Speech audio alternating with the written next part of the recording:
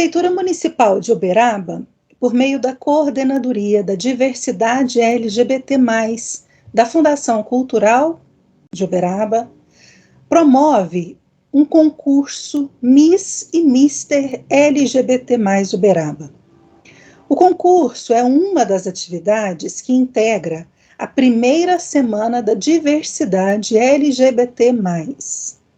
Além da eleição de Miss e Mister LGBT+, a semana conta com a 16ª Parada do Orgulho LGBTQIA+, de Uberaba, rodas de conversa e o lançamento de uma pesquisa sociodemográfica do público LGBT. O estudo será realizado por meio de uma parceria entre a Fundação Cultural de Uberaba, a Coordenadoria de Políticas Públicas LGBT da Prefeitura, a Universidade Federal do Triângulo Mineiro, entre outras entidades que lutam pelos direitos da comunidade LGBT na cidade. Professor Cláudio, a pergunta que não quer calar: todos esses órgãos públicos, servidores, dinheiro público, tudo isso voltado para um ativismo político?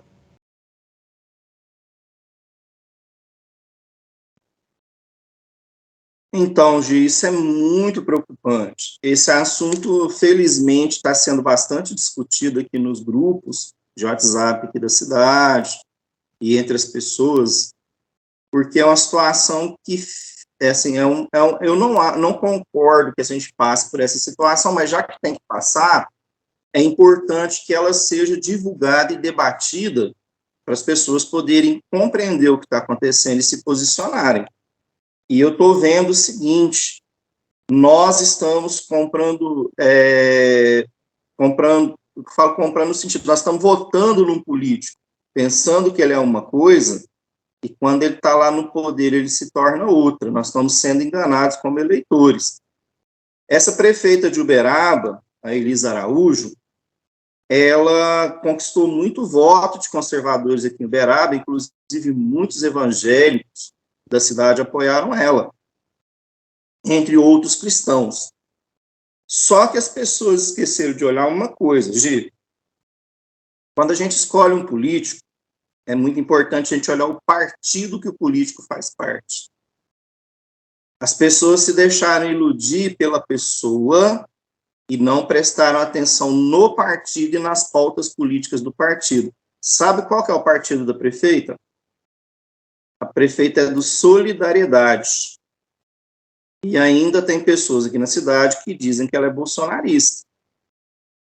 O Solidariedade é um partido de esquerda, é o partido do Paulinho da Força. O Solidariedade, ele está aliado com a campanha do Lula. As pessoas tinham que ter prestado atenção qual que era o compromisso das pautas do partido da prefeita. Tem gente que fala assim, não tem importância, votar em direita ou esquerda, tanto faz. O importante é a pessoa.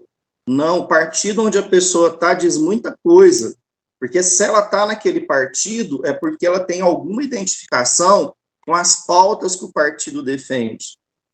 E a prefeita de Uberaba, que recebeu o voto de muitos conservadores que acreditaram nela, esses conservadores agora estão começando a abrir os olhos e a ver que é importante que não só olhar a pessoa, mas as pautas que o partido dela carrega. E o Solidariedade carrega essas pautas da nova esquerda, inclusive a questão LGBT.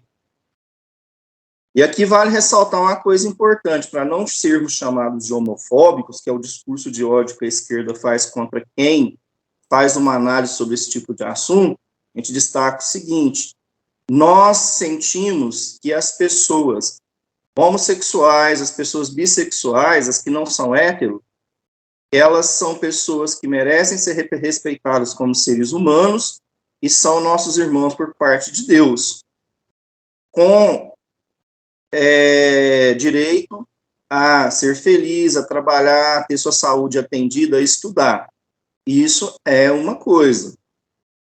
Nós nos posicionamos não contra as pessoas LGBTs, a gente se posiciona contra o movimento político de esquerda LGBT que está trazendo uma pauta de destruição da heteronormatividade para colocar uma homonormatividade no lugar, tirando as características do modo de viver de mais de 94% da população brasileira que é hétero, para colocar um modelo homonormativo que representa menos de 6% da sociedade brasileira.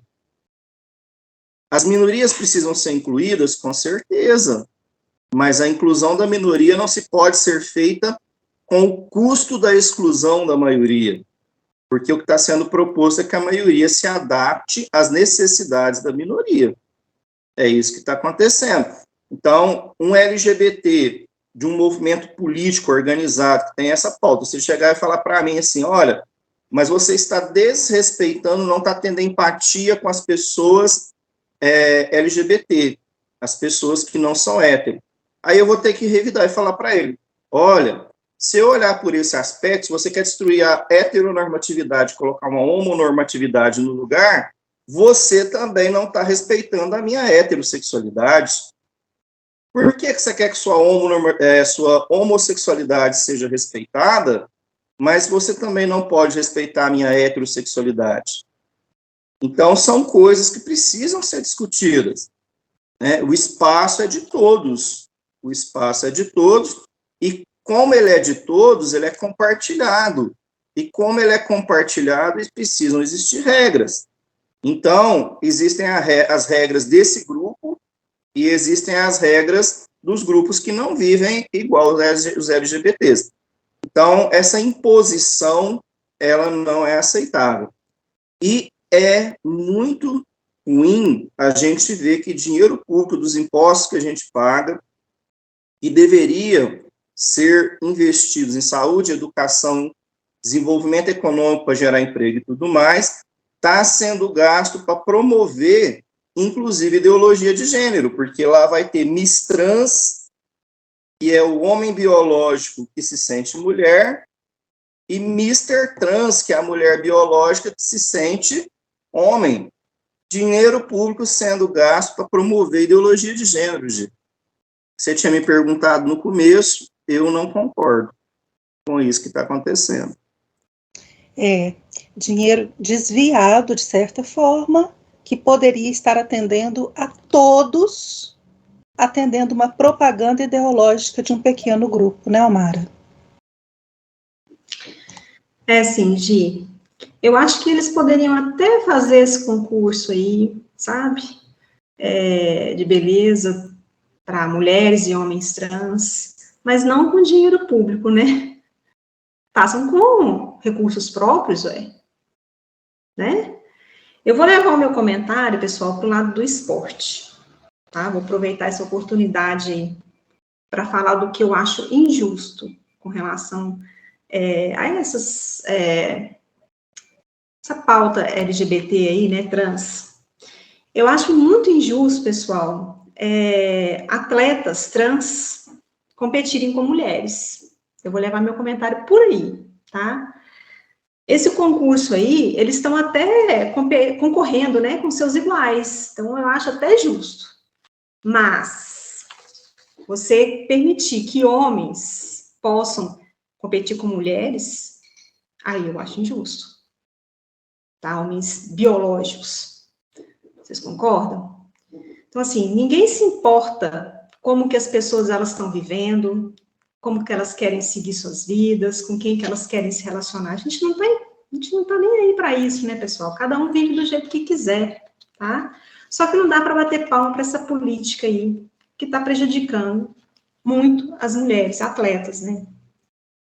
Porque o esporte, gente, ele está baseado na identidade biológica, né? Feminino e masculino, só. Não tem como ser de outra forma, né?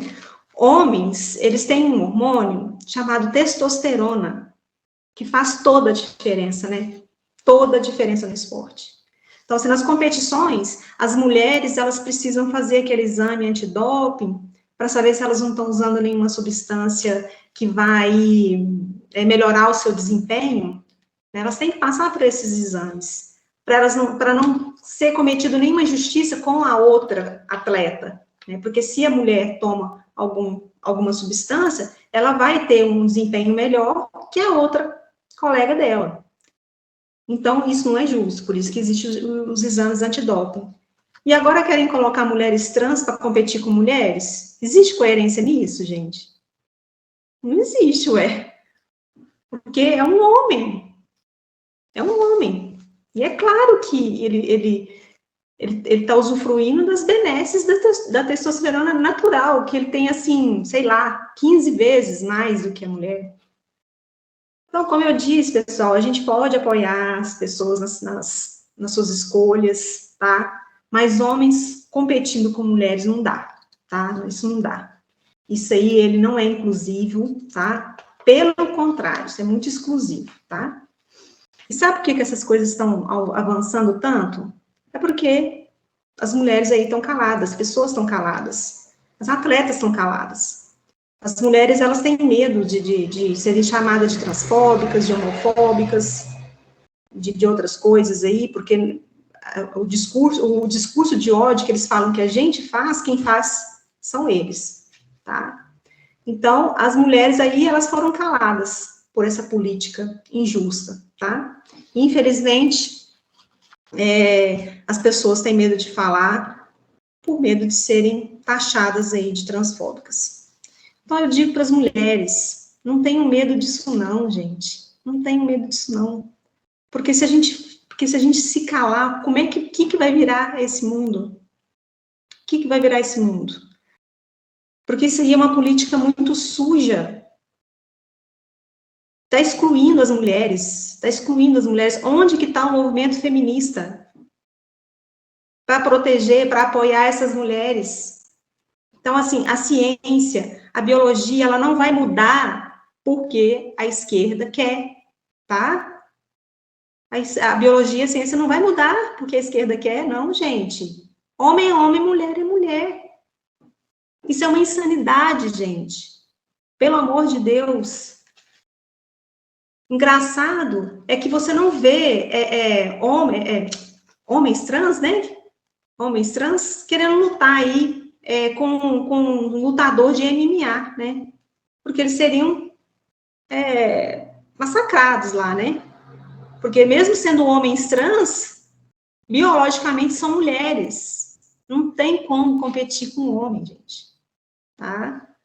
Então, para finalizar, pessoal, eu quero dizer que eu tenho um amigo que é trans. Né? Eu conheci ele como mulher, ele se tornou trans. É uma pessoa maravilhosa.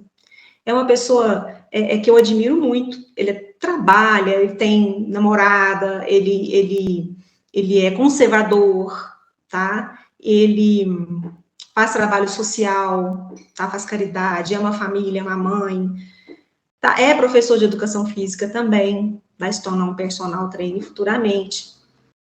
E hora nenhuma eu vejo esse rapaz se vitimizar, essa mulher que virou um homem se vitimizar, ele não se vitimiza, tá? São escolhas, né, pessoal? Então, outra coisa, eu quero dizer aí para o movimento feminista, parabéns, parabéns. Vocês conseguiram aí acabar com o esporte feminino, tá? Parabéns. E, enfim, esse concurso aí até vai, tá? Até vai. Mas não vem pro esporte feminino, não. Não vem, não. Fica aí. Então, fazendo seus concursos de beleza. É isso. E com dinheiro de vocês, tá? Nada de gastar o que eu tô dando aí, não. Um imposto que não é voluntário, um imposto que é bem obrigatório, né, professor Maurício, que deveria ser gasto com outras finalidades. É um absurdo. Isso é um evento... não sei se isso é um evento cultural, entendeu? Porque se fosse um evento cultural, a gente até poderia... Não, vai trazer divisas para a cidade, então vai movimentar o comércio. Então, assim, vamos patrocinar, né? Vamos dar um patrocínio. Mas eu não sei se isso é um evento cultural, né? Eu não sei se é um evento cultural. A outra coisa que me deixa em dúvida os direitos desse pessoal. Quer dizer, quais os direitos que eles têm que são diferentes dos direitos que eu tenho? Quais são? Eu tenho o direito de ser respeitado, eles também têm. Eu tenho o direito de ter a minha vida particular, eles também têm, né? Então, existe uma coisa básica entre todos os seres humanos, que é o respeito às escolhas individuais, aos direitos individuais. Então, os mesmos direitos que eu tenho, eles têm, e a gente precisa entender que isso precisa funcionar, né? Isso não é uma questão de decreto, de lei, isso é da civilização, da cultura, respeito, educação, etc, etc. Agora, será que entre esses direitos, por exemplo, está o direito de sair nu na rua e fazer sexo? Não sei, né? Eu nunca fui, né?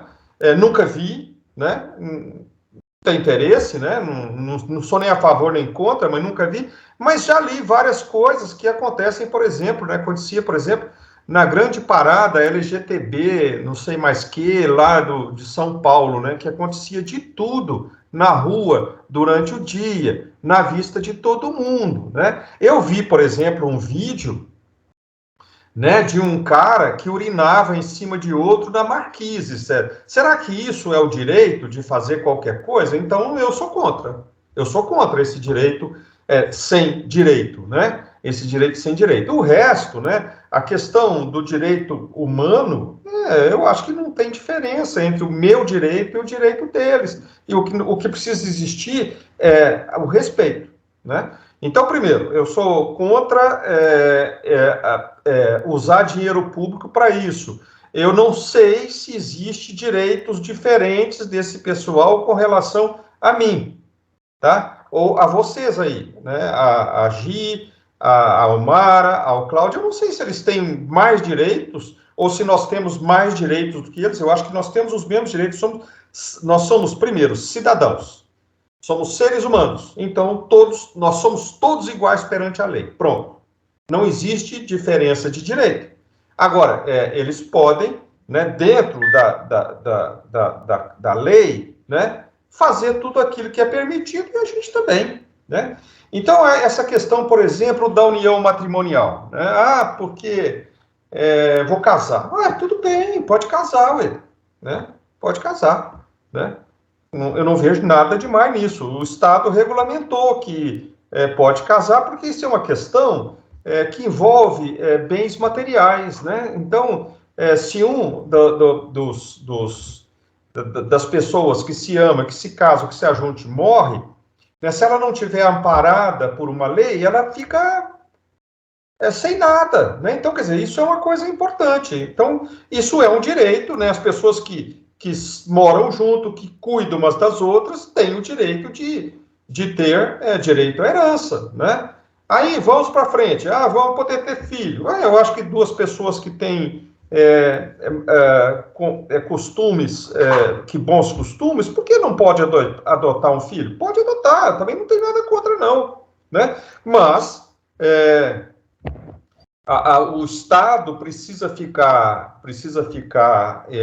atento para que essas crianças, né, eventualmente não estejam sendo submetidas a situações constrangedoras, né? Como faz com qualquer família hétero, né? O Estado também tem que zelar pelas crianças, todas as crianças. E aí vem aquela história toda, quer dizer, são vulneráveis, né? As crianças são vulneráveis, né? E por aí vai, né? E finalmente, né, a história dos partidos políticos.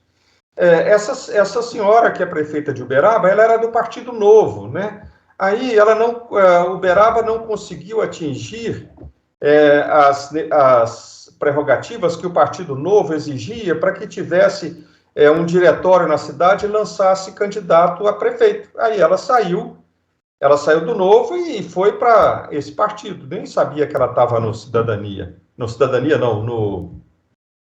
Como é que é o partido dela? Solidariedade. Solidariedade. É igual o nosso prefeito aqui de Araxá, que está no Cidadania, que é o antigo Partido Comunista. Quer dizer, será que ele sabe disso? E aí, será que ele vai, pautar a conduta dele pelo Estatuto do Cidadania, que é o Estatuto do antigo Partido Comunista? E aí o seguinte, quer dizer, pelo que o Cláudio disse, a Elisa está se pautando pelo Estatuto do Solidariedade, né? Então, a classe política no Brasil faz uma coisa detestável. E eu estava lendo a semana passada que nos Estados Unidos, dissidentes republicanos e dissidentes democratas estão tentando criar uma terceira via, né? Lá existem vários partidos, todos minúsculos, mas existem dois grandes partidos, que é o democrata e o republicano, né? E dissidentes do democrata e republicano vão criar um novo partido, uma terceira via. Nem aqui no Brasil nós temos terceira, 20ª, 40ª, 50ª, 70ª vias, né, de partidos, todos sem identidade, sem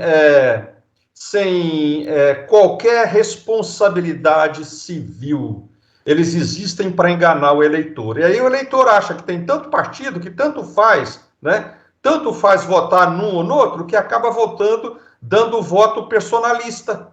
E isso acaba com a nossa política a nível municipal, estadual, federal. Quer dizer, acaba com tudo. É uma lástima tudo isso.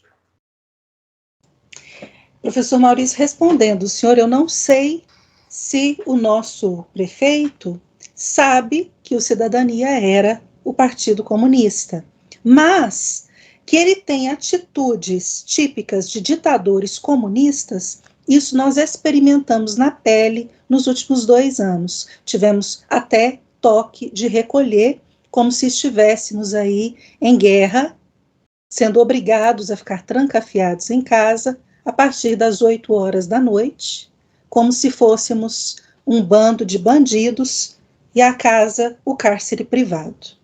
Então, não sei se ele sabe, mas que ele tem atitudes dignas de um ditador tirano, dos mais autoritários que nós já tivemos na história, isso ele tem. Professor Cláudio, o senhor quer acrescentar algo? Gostaria de... Tem 2 coisas que eu acredito ser muito... Para dizer a verdade, 3 coisas que eu acredito ser muito importante acrescentar no assunto. Primeiro, quando a gente fala dessa questão LGBT, eu não falo do ser humano, da pessoa humana do LGBT, que é nosso irmão por parte de Deus, que merece ser respeitado. Eu falo do movimento político de esquerda LGBT que tem uma pauta política que eu não concordo com ela. Então, eu gostaria de não ser chamado de homofóbico, porque eu respeito as pessoas que não são heterossexuais. Eu gostaria que fosse respeitado o meu direito de opinar sobre o movimento político de esquerda LGBT, que tem uma pauta a qual eu não concordo. Então, eu gostaria de deixar isso bem claro. Eu sei que vocês não vão me chamar de homofóbico. Acredito que o público aqui do X da Questão também não vai, que é um público mais conservador, né? E tem uma clareza sobre o assunto. Mas, às vezes, se alguém, por acaso, assistiu o programa e não estiver dentro da nossa linha de pensamento, gostaria que isso ficasse claro. Bom, quando fala dessa questão LGBT, em termos de movimento político, eles fazem tanto barulho, e colocam isso como uma necessidade, uma pauta tão urgente e tão prioritária, que parece que vai atender a maior parte da população brasileira. Né? Porque, normalmente, a gente coloca como prioridade atender quem? A maioria, não é? Primeiro, a gente atende a necessidade da maioria das pessoas, e depois a gente vai vendo os outros casos especiais. E aqui a gente está tendo uma outra inversão. Nós estamos colocando, tanto barulho que esse movimento político faz, inclusive apoiado por grandes empresas capitalistas, que o Olavo de Carvalho chamava dos globalistas, que têm interesse num novo modelo de sociedade que esse movimento político LGBT quer trazer. Então parece que vai atender praticamente toda a sociedade brasileira, de tão urgente que eles colocam. Mas eu peguei uma reportagem da EBC, Empresa Brasileira de Comunicação, que está sob o controle do governo federal, e trouxe uma pesquisa do IBGE. Os héteros são 94,8% da população adulta brasileira, quase 95%. E engraçado que a questão do hétero, a gente nem ouve falar, e é quase todo mundo. As pessoas que não se classificam como héteros são os outros 5 poucos por cento da população. Eu estou dizendo que esse pessoal tem que ficar excluído? Não estou dizendo isso. As necessidades de saúde, educação, de segurança, de ser atendido como ser humano, eles têm que ser atendidos. Só que eu acredito, como todo mundo aqui falou, que dinheiro público para promover ideologia de gênero, como é esse concurso aí, isso não é prioridade. Isso é uma coisa que, principalmente que no momento difícil, que a gente vive uma crise econômica mundial, ó, o Brasil, o Bolsonaro está administrando várias crises. Primeiro, a crise que o PT deixou. Foi a pior crise da história do Brasil. Retração de 7% no PIB 2015-2016. Segundo, a crise da pandemia. Terceiro, a crise da guerra da Rússia com a Ucrânia. Então, nós estamos enfrentando várias crises e gastando dinheiro para promover, dinheiro público, para promover ideologia de gênero. Qual que é a lógica que existe por trás disso? Segundo ponto que eu queria colocar, o Olavo de Carvalho falou uma coisa que me deixou muito a pensar uma vez, num vídeo que eu estava assistindo dele. Ele dizia que a ideologia de gênero é a maior agressão que até hoje foi feita contra o ser humano.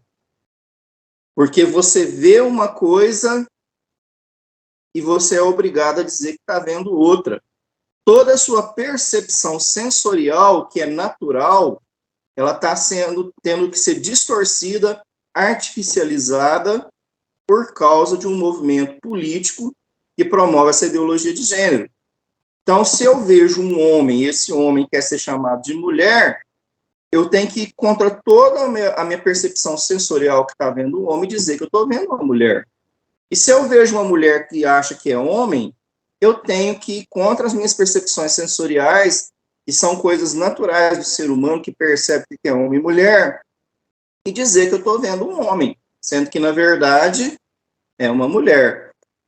Isso gera tanta confusão, e às vezes não é porque as pessoas são transfóbicas, homofóbicas, não, é porque as nossas percepções sensoriais, que são naturais, elas estão bagunçadas com essa confusão toda. É tanto nome, é tanta sigla, é tanta coisa, que não é natural, é artificialmente criado, que nos causa bagunça. Eu peguei um artigo do Drauzio Varela na internet, e o assunto do artigo é esse aqui: a necessidade dos homens trans de terem bom atendimento ginecológico. Então, olha só, eu tenho um médico falando que homem tem necessidade de atendimento ginecológico. Isso é uma coisa que bagunça toda a nossa percepção, que é uma coisa natural do ser humano. Porque quando eu penso ginecologia, eu lembro de mulher. Aí, para bagunçar mais ainda, no artigo ele falou que uma pessoa que era uma mulher que queria virar homem, então, um homem trans. Quando foi fazer toda a transição, as cirurgias e tudo mais para fazer a mudança, não foi avisado que tinha que congelar o óvulo se quisesse ter filho. Bom, útero, óvulo, me lembra mulher.